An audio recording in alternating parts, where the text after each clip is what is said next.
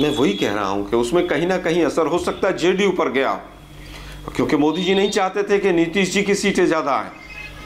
चिराग पासवान जो चिराग लगाया गया वहां पर जेडीयू के घर में, लेकिन उसका असर कहीं ना कहीं हमारी तरफ भी आया है। कुछ कैंडिडेट आरजेडी के ऐसे थे जिनको टिकट नहीं मिला, वो एलजेपी के टिकट पे चुनाव लड़ गए। बीजेपी के भी कई कैंडिडेट ऐसे लड़ गए। तो इनका नेट एनालिसिस क्या होगा, क्या रिजल्ट आया है सौरभ भाई, वो एक बार जब आंकड़े क्लियर आ जाएंगे तब उसके बाद। जो बात आलोक जी कह रहे हैं कि चिराग पासवान तो ये कहते रहे कि वो मोदी जी के हनुमान हैं, लेकिन वो चिराग आपके ही घर में आग लगा बैठे, ये किसी ने नहीं सोचा था, या आप ये चाहते थे? देखिए, हमारा गठबंधन उनके साथ था, लोकल बिहार में हमारा गठबंधन था।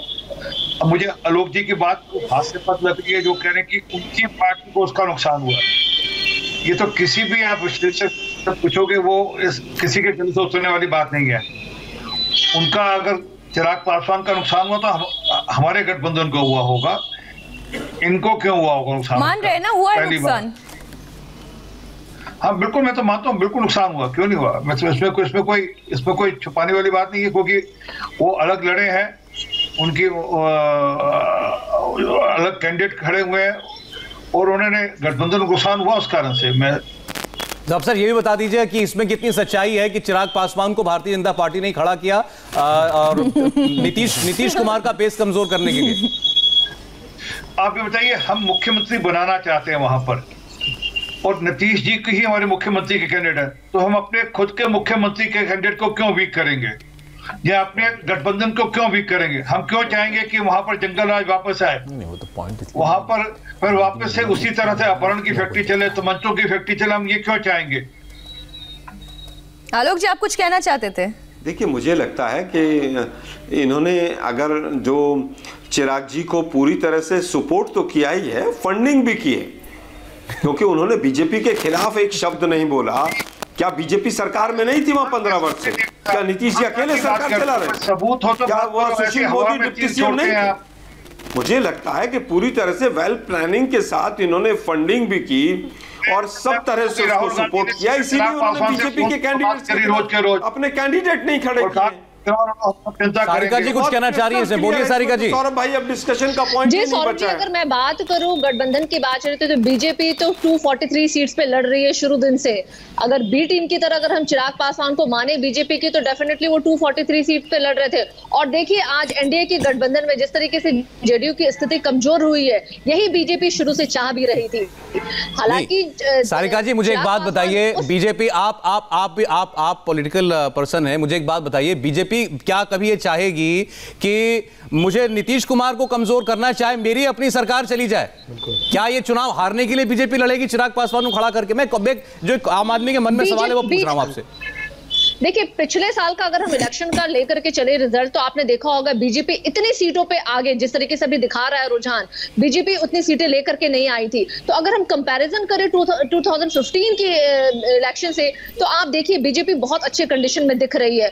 तो कहीं ना कहीं आप इस बात को माने, और बीजेपी भी मान जरूर रही होगी कि गठबंधन में, एनडीए की गठबंधन में बीजेपी को फायदा हुआ है और जेडीयू नुकसान सह रही है। अच्छा, अगर ऐसा है तो इसका मतलब बीजेपी तो बहुत कॉन्फिडेंट थी आनंद जी कि भले ही चिराग नुकसान भी करेंगे लेकिन तब भी हम जीत जाएंगे।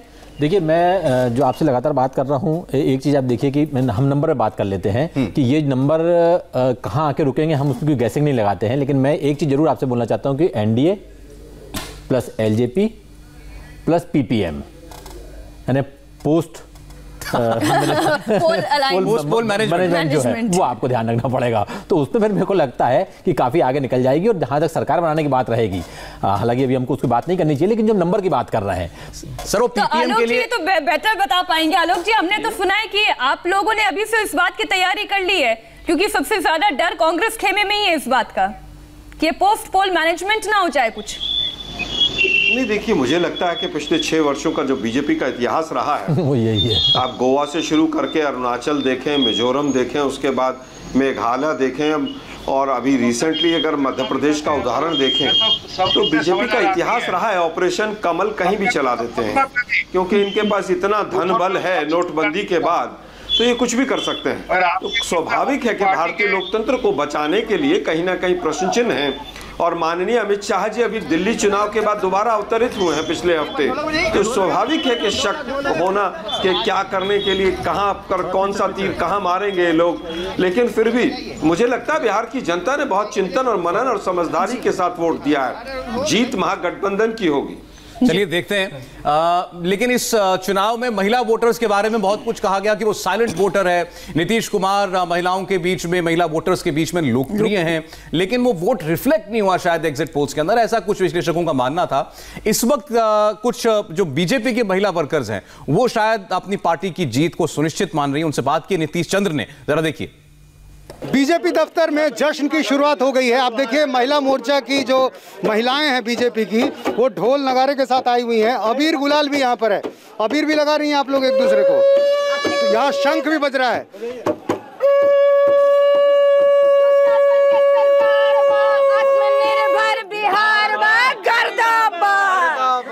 सुशासन के सरकार बा, नीतीश कुमार बा, एनडीए सरकार बा, गर्दा बा। क्या लग रहा है बीजेपी के लिए गर्दा हो गया?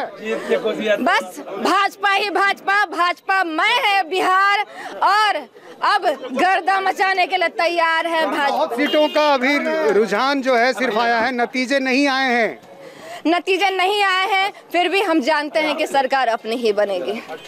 तो आप देखिए ढोल नगारे के साथ बीजेपी दफ्तर में जश्न की शुरुआत हो गई है, यानी भरोसा इस बात का कि अब जीत एनडीए की होगी, और इसलिए अबीर गुलाल ढोल नगारे शंख के साथ बीजेपी के दफ्तर में महिला मोर्चा की महिलाएं पहुंच गई हैं। सरकार बा, गर्दा बा, बीजेपी सरकार बा, एनडीए के विकास बा, गर्दा बा। आपने क्या खाना बनाया है? तो अब जो है ये आश्वासन जो है, ये भरोसा बन गया है कि अब यदि रुझान जो है, यदि वो आगे नतीजों में तब्दील होगा, कोई उलटफेर अब नहीं होने वाला है, और इसलिए अब ढोल नगाड़े बजने शुरू हो गए। तो ढोल नगाड़े बजने शुरू हो गए, तो बीजेपी की स्थिति है, वहां पर महिला मोर्चा खुशियां मना रही है, लेकिन इस वक्त जेडीयू में क्या स्थिति है, संजय वर्मा ज्यादा बेहतर तरीके से बता पाएंगे। हमारे साथ जेडीयू के प्रवक्ता संजय जी जुड़ गए। संजय जी, कई सीट ऐसी है जहां पर आपको उम्मीद नहीं थी, आप तो कहेंगे खैर आपको उम्मीद थी ही, लेकिन कई पॉलिटिकल पंडित्स को उम्मीद नहीं थी, लेकिन आप आगे चल रहे हैं। नहीं, बिल्कुल उम्मीद तो क्यों नहीं थी। 15 साल से है नीतीश कुमार जी ने बिहार में विकास की बहार बहाई है, और वैसे में नहीं उम्मीद करने का कोई मतलब नहीं है। हम लोग तो उम्मीद पहले से भी कर रहे थे कि एनडीए की सरकार बनेगी। कई चैनलों पर हमने बराबर कहा है, हमारे पार्टी के तमाम नेताओं ने कहा है कि बिहार में एनडीए की ही सरकार बनेगी। यहाँ तक कहा गया कि आपकी नैया अगर कोई पार लगा सकता है तो वो है नरेंद्र मोदी। उन्हीं के प्रचार पर आप पूरी तरीके से निर्भर थे, और इसलिए अब बिहार में बड़े भाई के तौर पर बीजेपी नजर आती है बजाय जेडीयू। देखिए, बड़े भाई छोटे भाई का सवाल नहीं है, एनडीए इंटैक्ट है। एनडीए का मतलब है 4 दलों का जो गठबंधन है वो है।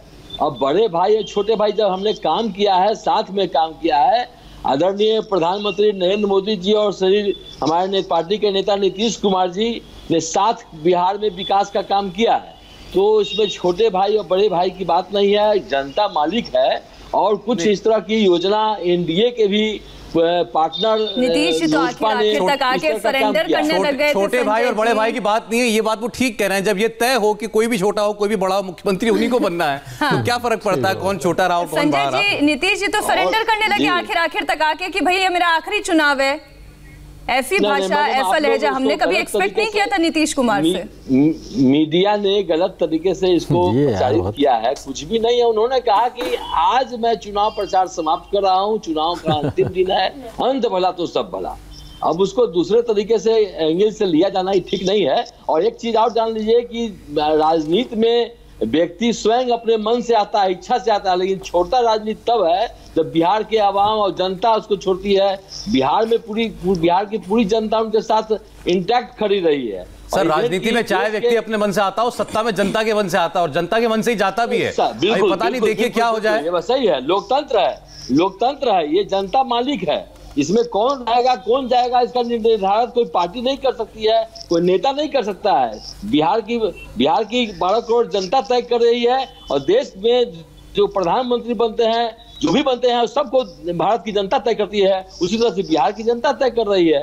इसमें कोई ऐसी बात नहीं है। और हम स्वीकार करते हैं कि कुछ एनडीए के पार्टनर्स ने ही पहले का जो पार्टनर है उन्होंने परेशानी में डाला है हमको, उसका नतीजा उनको खामियाजा भुगतना पड़ेगा, जीरो पर आउट होंगे, बिहार की राजनीति से उनकी राजनीति समाप्त हो जाएगी। आप पीठ में छोड़ा भोंकने का काम कर रहे हैं। आप कहते हैं कि एनडीए में ऐसी तकलीफ थी तो नीतीश जी मना लेते ना चिराग पासवान को, वो मना भी तो नहीं पाए।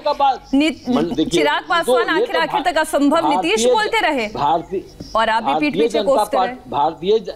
भारतीय जनता पार्टी के नेतृत्व में एनडीए काम कर रहा है और भारतीय जनता पार्टी से उनको बार बार कहा चुनाव लड़ने के लिए, बड़ा सा लंबा सा फेरिस्ट लेके गए। कल ही उनके प्रवक्ता बोल रहे थे। सर ऐसा लगता है वैसे आपकी बात सुन के और आपकी पार्टी के बाकी और जो प्रवक्ता हैं कि कहीं कोई ऊंच नीच हो गई, अगर आप नहीं पहुंच पाए 122 तक तो आपने विलन तैयार कर रखा है चिराग पासवान। इतनी चर्चा आप लोग चिराग पासवान की कर रहे हैं, वो क्या करने वाले तो सब पहले से जानते थे। एक ब्रेक लेना पड़ेगा, फिर लौटते हैं सर, छोटा सा ब्रेक।